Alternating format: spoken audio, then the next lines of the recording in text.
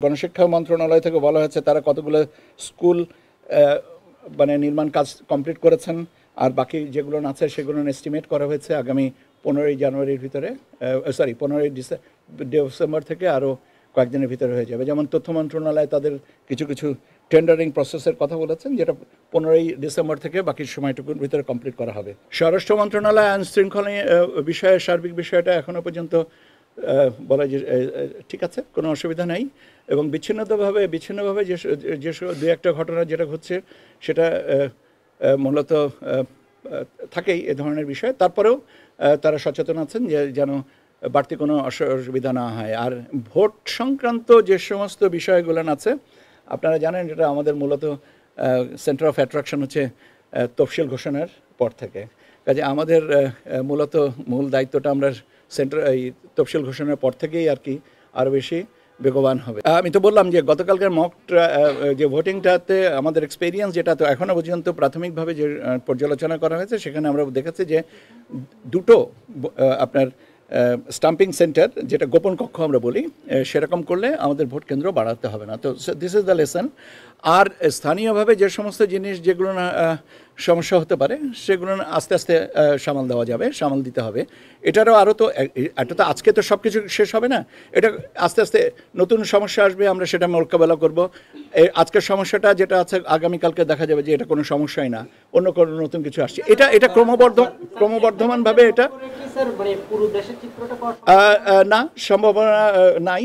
আপনি যেমন আমরা যে জায়গায় করেছি এটা সমতল জায়গায়, এখানে পাহাড়ি ক্ষেত্রে এটা বাস্তব হবে না। কিন্তু আমাদের মূলত যে দৃষ্টিটা ছিল, যেটা ছিল কালকে একাধিকবার এটা সিইসি স্যার নিজে বলেছেন, আমাদের মাননীয় কমিশনার স্যাররা বলেছেন, এবং আমিও বলেছি আপনাদের কাছে, আমরা বোঝার চেষ্টা করেছিলাম যে ভোট দিতে কতটা সময় লাগে এবং আমাদের ভোট কেন্দ্রের সংখ্যা বাড়ানো লাগবে কিনা। ভোটার উপস্থিতির ব্যাপারটা হচ্ছে ভোটার এডুকেশনের সাথে সম্পর্কিত, এটা গ্রাজুয়ালি হবে। তবে আমরা সেটার বিবেচনায় বলছি, ওইটুকুর প্রাথমিক তথ্য আর পর্যালোচনায় বলছি যে আমাদের ভোট কেন্দ্র বাড়ানোর হয়তো লাগবে না। কিন্তু প্রত্যেকটা কক্ষের ভিতরে গোপন কক্ষ যেখানে আমরা ব্যালটে সিল লাগাই, সেইখানে একটা চিন্তা করা হয়েছিল প্রথমে, এখন হয়তো দুটো, এবং সে কারণে কিছু বাজেট বাড়বে।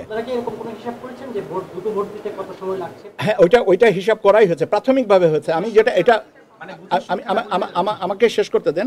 এটা আমি তো বললাম যে প্রাথমিকভাবে করা হয়েছে, প্রাথমিক পর্যালোচনা। এটা নিয়ে আরও যে পর্যালোচনাটা করার পরে আমি আপনাদেরকে যখনই এটাকে ফাইনাল করা হবে আমি আপনাদেরকে জানিয়ে দেবো। প্রাথমিকভাবে আমি বলছি যে প্রাথমিক পর্যালোচনায় যে যতটুকু সময় লেগেছে, যে একটা ভোটার ঘরে প্রবেশ করার থেকে শুরু করে বেরিয়ে যাওয়া পর্যন্ত কত সময়, এবং একজন ভোটার আপনার তার আইডেন্টিফিকেশন থেকে শুরু করে স্টাম্প করে বক্সে ফেলা পর্যন্ত কত সময়, এই বিষয়গুলো নিয়ে আলোচনা করেছে। কিছু কিছু জিনিস আছে, যেমন অনেকেই 4টা গণভোটের বিষয়টা আর কি 4টা তারা বিষয় পড়ছেন। এখন 4টা বিষয় যদি আগে থেকে প্রচারণাটা থাকে তাহলে পড়ার সময়টা মিনিমাইজড হবে। এই বিষয়গুলো আমরা আর একটু পরে বলবো, এটা এখনো 24 ঘন্টা মানে পার হলো, একটু সময় দেন, জানিয়ে দেবো।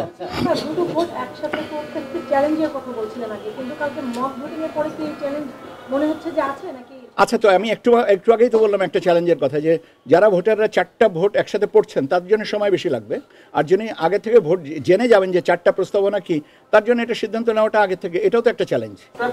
দুটি গোপন কক্ষ রাখার যে বিষয়টি, এরকম ব্যবস্থা আমাদের কোনো নির্বাচনে প্র্যাকটিস ছিল কিনা, আর নতুন করে করতে হলে আইনবিধিতে কোনো সংস্কার আনতে হবে না? আইনবিধিতে কোনো সংস্কার লাগবে না, নাম্বার 1। নাম্বার 2 হচ্ছে যে অতীতে প্র্যাকটিসে ছিল কিনা, আমি তো গত 15 বছর ভোট দিই না, আমি বলতে পারবো না। আপনার প্রশ্নের উত্তরটা হচ্ছে যে মাঠ পর্যায় পর্যন্ত আমরা একদম আপনার